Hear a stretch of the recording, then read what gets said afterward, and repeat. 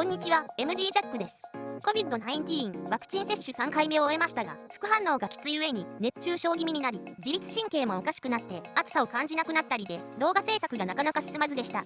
こんにちは、愛です。愛は副反応は軽い方ですが、真夏のワクチン接種はちょっと辛いですね。さて今回はムーンドロップワリアスノーエディションです。暑さの中のスノーエディションですが、音質も暖色系なんでしょうか。どうなんだろうね。ベースモデルのアリア2を持っているから買うの迷ったんだけど、結局買ってしまったわ。早速見ていきましょうかね。はい。価格はアリア2と同じで80ドルぐらいをつけてるところが多く、円安の影響もあって1万1000円ぐらい。アリア2との違いはカラーリングとフェイスプレートのデザイン。ボディの形状は同じ、ステム先端に返しがないのも同じ。ファイナル E を装着していたら、外した時に両耳にイヤピが残ってしまって気持ち悪かった。同じボリュームだとアリア2の方が音は大きく出る。ここは後ほど少し掘り下げます。フリケンシーレスポンスレンジがスペック上スノーエディションの方が広い。アリア2発売時にはまだなかったイヤピスプリングティップスがスノーエディションにはバンドルされてる。そして今回買うきっかけになった振動板素材の違い DLC。アリア2の LCP との違いはどの程度あるのかというところだけで買った気がする。大きさは小ぶりな方なので装着感いいんじゃない？いいですね。厚みもそんなにないので耳から飛び出すこともないです。金属ボディでちょっとひんやりするのと重みも少し感じます。そういえばパッケージのデザインもかっこよくて音には関係ないですけど欲しくなっちゃいますね。そうだね。1月に出たスペシャルエディションも含めアリアは人気あるね。音質以外の違いはちょこちょこあるけど音質はどうなんだろうね。では音質チェックしましょうか。今回の音質比較動画は当然アリア2とスノーエディションです。波形が似ていて収録音で区別できそうもないですが、似ているという事実を聞いていただくためにもこの2モデルにします。ただし前半と後半でアリア2のセッティングを少し変えています。変えているのが音量レベルでいつもは合わせるんですが、同じボリュームセッティングでの音量差を聞いていただくために後半1分ぐらいで音量差をあえてそのままにして比較しています。イヤピはムーンドロップスプリングティップスで収録しました。ではどうぞ。音量上がります。Baby, you keep me up all night, candy on my mind, my sugar rush, sugar rush. Let me take a bite, you're okay tonight, can't get enough, my sugar rush. Oh, my sugar rush, keep me up all night, candy on my mind.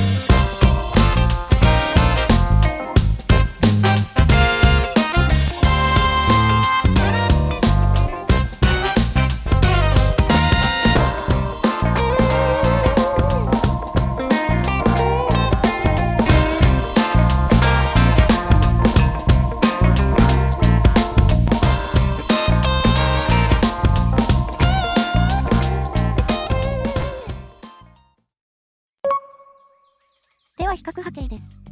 音質比較動画では1分ぐらいカラーとのアリア2のセッティングがこれはレベルを合わせる前のものなんだけど、もし同じボリュームで2モデルを聴き比べたらアリア2の方が迫力があり、スノーエディションはおとなしめで繊細という印象を持ってしまいがちなので注意が必要。ラウドネスメーターで音量差約2デシベルは聞いた印象に確実に影響するから。音量が違うだけで受ける印象は結構違いましたね。アリア2がパンチあるって思います。そうなんだよね。で、レベルを揃えたものがこれ。音質比較動画前半のアリア2がこれになってる。音量はプレイナードライバー搭載モデルほどではないけど案外取りにくいなという印象。スノーエディションは3キロ付近のレベルが若干膨らみ、6キロ付近はアリア2の方が若干減衰が少なめ。ここの差分は小さいけどキャラクターの違いはここということになる。10キロ以上での差はそこそこあるけど、ここを聞き分けるのは結構難しそう。レベルを正確に揃えた後聞き比べてみると、小さな違いだよなぁと思い、正直ちょっとがっかり。今回はムーンドロップのモデルということで、イヤピもスプリングティップスで収録したんだけど、一応他のイヤピでも測定してみた。ファイナル E は装着の問題で簡単に取れて耳に残っちゃうのと、声域が今一つ抜けてこなかった。後のイヤピは10キロ以上でのピークの出方が違うけど、かなり上の帯域なので、ここが違うからどうのって話はできなくて、装着感が自分に合うもので良さそう。個人的には TAPB か ET100 で視聴することが多いけど、今回はスプリングティップスで決め打ち。アリア2もスノーエディションもまとめてでいいと思うんだけど、全体的な音質は面で迫ってくるような濃密な感じ。波形でもあまりドンシャリ感はないですもんね。振動板素材が LCP でも DLC でも能力が高いんでしょうけど、スノーエディションの方がヒレが1枚上手でわずかに明るい感じ。振動板素材の違いというより3キロ付近のチューニングの違いなんでしょう。ブラインドテストされたら聞き分けられるかな。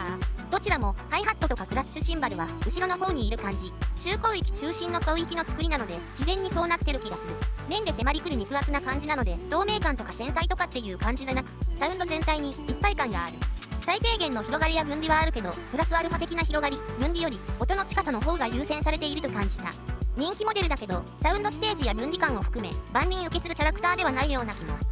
実際この帯域を EQ で少し抑え、8キロ付近中心に少し持ち上げてみると、ドラムの刻みは細かいところまで聞こえてくるし、音全体の輪郭がくっきりしてくる。自分の好みの傾向に補正を加えた時のアリアはすごい響き方をしてくれて、分離感やサウンドステージの印象もガラッと変わるので、やっぱりアリア2もスノーエディションもいいよなーって思う。でもこれをやるとアリアのチューニングの特徴を壊す感じになるので、おすすめしてるわけじゃないけど。アリア2持ってたらスノーエディションは使う必要ありますか？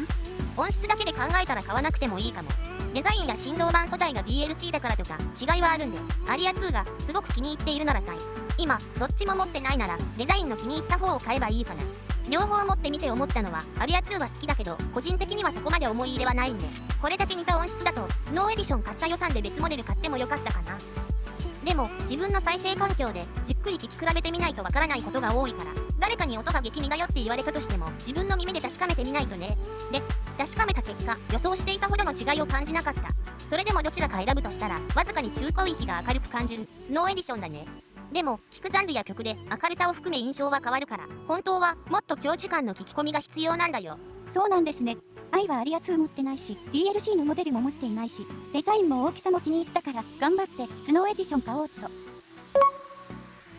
そんなわけで、もう少し音質の傾向が違っていたら嬉しかったんですが、パッと聞いて差分がはっきりわかるほどではなかったので、そういう意味ではちょっと残念でしたが、ベースレベルは高いと思います。リミテッドバージョンも含め3モデルがあり、人気モデルですから、興味があったら入手してみてもいいかなと思います。ということで、ムーンドロップアリアスノーエディションのレビューでした。ではまた次の動画で。ご視聴ありがとうございました。MD ジャックチャンネルはイヤホンレビューを音と波形た言葉で表現します。チャンネル登録お願いします。